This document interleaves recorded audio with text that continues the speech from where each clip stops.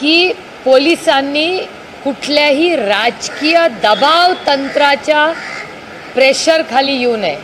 आता राजकीय दबाव तंत्र कोण देऊ शकतं, तर जे सत्तेमध्ये आहेत तेच देऊ शकतात। तर देवेंद्रजी कुणाबद्दल बोलत होते हे महाराष्ट्राच्या जनतेला ते उत्तर पाहिजे।